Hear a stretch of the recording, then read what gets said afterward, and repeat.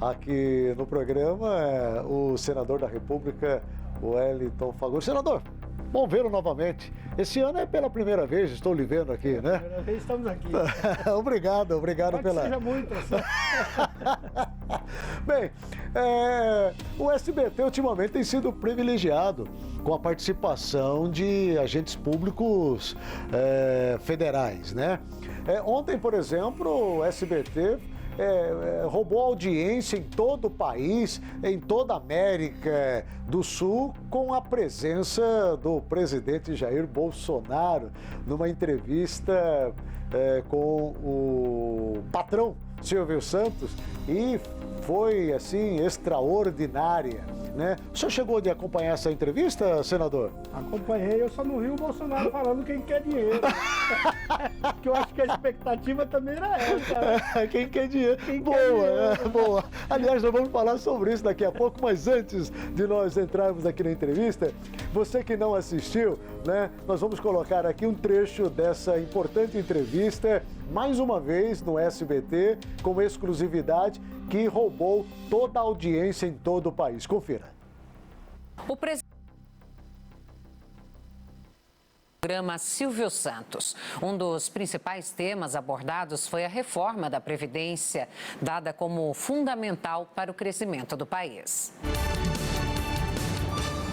Se não reformar a Previdência, claro, você não vai passar fome porque não vão deixar. Vão fazer dinheiro. Fazendo dinheiro, vai começar a inflação. Começando a inflação, dinheiro do Brasil, de quem tem, sai, vai para os Estados Unidos ou para a Europa, fica lá para não desvalorizar, troca em dólar, e americano e europeu, que quer botar uma fábrica aqui, não bota, porque ele vai botar a fábrica aqui, vai gastar 100 dólares, quando ele quiser vender a fábrica, não vai receber os 100 dólares. Quer dizer, é um problema para o Brasil, mas o que a gente vai fazer? Mas que isso não depende do povo, depende dos congressistas. Hoje em dia, sim, né? Do povo por ocasião das eleições. E outra coisa, quando você fala ninguém vai investir aqui, quem é que vai querer abrir uma fábrica, produzir alguma coisa, se o que ele vai produzir não vai ter ninguém para comprar o seu produto porque não tem dinheiro. É claro. É o mesmo mas depende dos congressistas. Depende, sim, deputados e senadores. O que eu vejo hoje em dia é que a maioria está convencida que tem que aprovar, apesar de politicamente, para alguns setores, né, ter algum gasto, algum desgaste político. Isso existe. Essa reforma, né, é para ajudar os pobres. É exatamente o contrário que alguns políticos de esquerda vêm falando. Porque o pobre não tem lobby. E quem já está aposentado não mexe nada na vida dele também. O Brasil, sendo um país que não tem tantos recursos, as pessoas têm mais possibilidades de ter doença, é verdade. Você pode ver, a questão da mulher, tá certo? Ela tem até uma semana anual da saúde da mulher. O homem, lá atrás, eu comecei a ideia com o Clodovil, que era deputado comigo, criar a Semana da Saúde Masculina, tá certo? O projeto andou, foi bastante avante, mas está faltando um pontapé final para a gente criar a saúde anual, a Semana Anual da Saúde Masculina. Ficou mais relaxado, senhor. Tinha 8 mil pedidos de novos radares para o Brasil. Nós simplesmente engavetamos, não vai ter. As rodovias federais, né, que têm radares instalados, né, quando expirar o prazo do contrato, não vamos renovar. Bem, no começo, quando decidimos isso, parte da mídia bateu em mim, que aumentar o número de acidentes e mortes em estradas. Bem, agora, nesse grande feriadão da Semana Santa, diminuiu em 11% o número de acidentes em rodovias federais e bem como diminuiu o número de mortes também.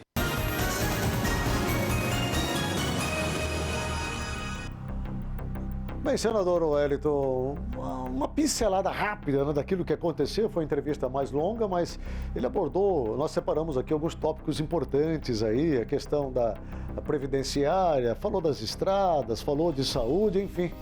E ele disse, olha, nós só não avançamos ainda com a questão previdenciária porque tem alguns setores que estão travando, muito embora ele tenha dito que grande parte dos congressistas são favoráveis. Eu lhe pergunto, o senhor é a favor ou contra a esse modelo que foi apresentado para mudar o sistema previdenciário do país?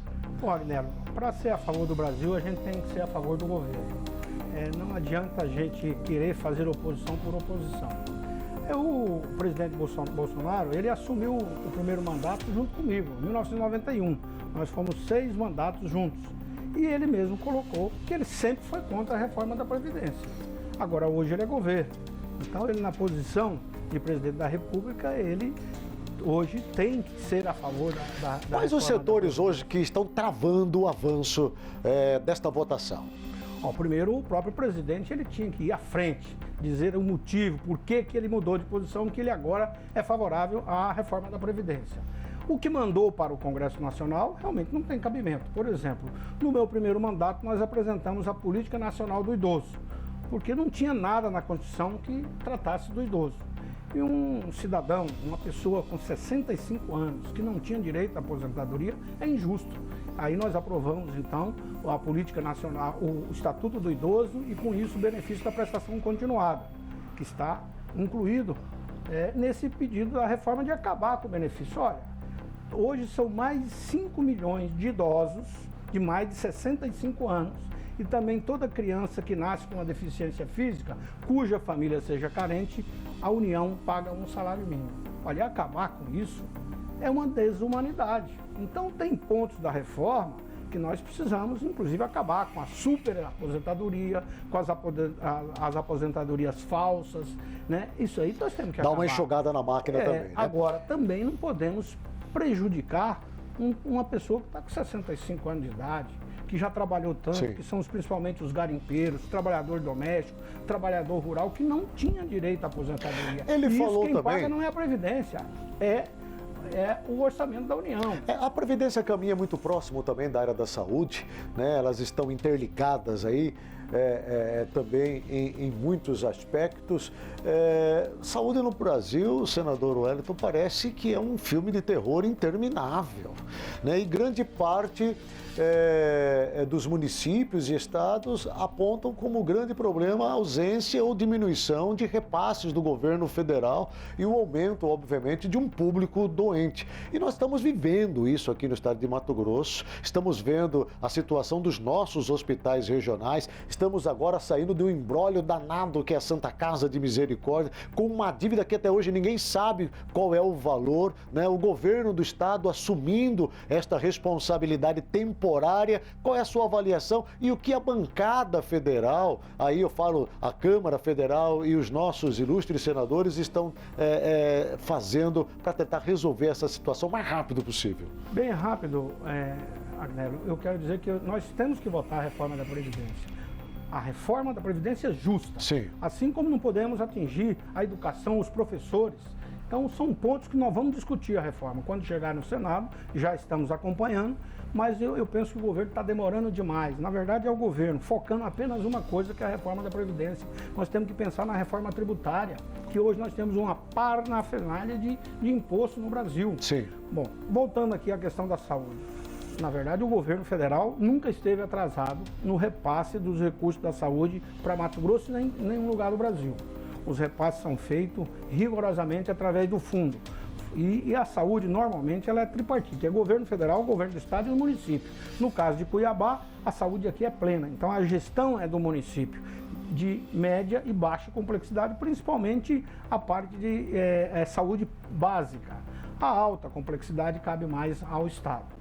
Então, aqui é a questão da Santa Casa. Nós, a bancada federal, alocamos recursos, e não só eu, vários outros parlamentares, o deputado Adilson Saquete, Valteni e outros deputados do mandato passado.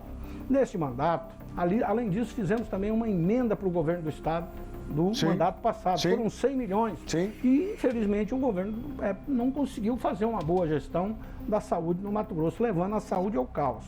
Para esse governo, nós já alocamos 169 milhões para o atual governo. Por isso eu disse, para ajudar o governo, nós temos que, para ajudar o estado de Mato Grosso, temos que ajudar o governo. E qual a sua avaliação desses 120 dias, ou melhor dizendo, você pode dizer que 120 dias sim, né, do atual governador Mauro Mendes? Olha, eu não costumo ser daqueles que vão, 100 dias tem que fazer o diagnóstico. 100 dias foi um fato que ocorreu nos Estados Unidos, é uma outra situação. No Brasil, nós vivemos uma situação de complexidade nacional e estadual. Agora, é claro que o governador ele está fazendo aí o seu modelo de governar. Eu, se fosse governador, faria de uma forma diferente. Eu acho que nós temos que buscar a eficiência do governo no combate à evasão, no combate à sonegação, mais eficiência da máquina. O governo aumentou a taxação de imposto, isso vai chegando a uma exaustão. Então, daqui a pouco, os empresários não dão conta. Eu, por exemplo, sou relator da Lei Candir. Se acabar com a Lei Candir sem fazer uma reforma tributária no Brasil, é muito ruim. Agora, eu tenho fé, acredito, vou trabalhar, vou fazer tudo para que o governo vá bem. Tanto o governo federal como o governo do estado. Eu não faço política de quanto pior, melhor. E assim nós estamos ajudando toda a bancada federal. Quero aqui falar, inclusive, em nome do senador Jaime Campos, que sempre tem procurado, porque ele representa, faz parte também do nosso bloco, mas de toda a bancada, o Neri Geller. Agora há pouco estávamos lá na Assembleia Legislativa discutindo o modelo de desenvolvimento do Estado. O Neri é o nosso coordenador. Então toda a bancada tem se unido. Mas eu não vejo uma ação forte do governo. O FEX, o Fundo de Compensação das Exportações, é fundamental para Mato Grosso. Eu sou relator dessa matéria, está na Câmara dos Deputados e eu penso que o governador de Mato Grosso pode fazer, liderar todos os governadores do Brasil que têm mais interesse no FEX, que é o caso de todos os Centro-Oeste, Minas, o Paraná, são os estados que mais recebem. Mato Grosso é o estado que mais recebe. Sim. Então, portanto, eu acredito que o governador Mauro tem tudo para fazer um bom governo, porque ele tem o apoio de todos. Assim como o Pedro também, Pedro Táxi, o governador Pedro Táxi, tinha o apoio de todos. Infelizmente, ele não quis o apoio daqueles que queriam ajudar o governo. E eu tenho certeza que o governador Mauro ele já vai pensar de forma diferente, porque eu acho que é importante ter o apoio de todos. Em outras palavras, se ele não, na sua visão, se ele não focar nessa questão desses ajustes que precisam ser feitos, nós corremos o risco também de naufragar, é isso? Olha, o Mauro, ele foi empresário, ele é uma pessoa que tem visão, já foi prefeito, então eu acredito que ele terá essa capacidade, e assim esperamos, de agregar tanto a classe política, por exemplo, a Associação Mato Grossense dos Municípios é muito importante, a política municipalista, valorizar a classe política, os prefeitos, os vereadores, a sociedade organizada, que todos ajudam, por exemplo, as filantrópicas no Mato Grosso. Todas fazem o papel do governo na saúde, ajudam muito, então tem que ser valorizada. Esta questão da Santa Casa, acredito que foi feito o correto. O governo do estado está cumprindo o seu papel, fazer aí uma gestão para poder fazer com que uma instituição de 200 anos não pode fechar. Sim. Ok, conversamos nessa tarde com o senador Wellington Fagundes. Temos aqui muitos outros assuntos para conversar. As obras de duplicação de duplicação, Cuiabá, que é muito importante, travessia trazer urbana, a ferrovia. Tem muita coisa aí, né? Inclusive também o imposto rural, a PEC, né? Que está tramitando lá, inclusive de vossa autoria também. Acabar com as obras inacabadas, né? Tem muita coisa, eu tenho que trazê-lo aqui outras vezes. A saúde é bom que a população saiba. Aquele hospital universitário está com recurso parado há 5 anos. Tem muita coisa, aliás. O contorno viário de Cuiabá, mais de 100 milhões. Então, mas nós não vamos ainda, nesse momento, cobrar de forma veemente o governador. Mas nós vamos voltar a falar sobre isso. Obrigado pela sua participação, viu?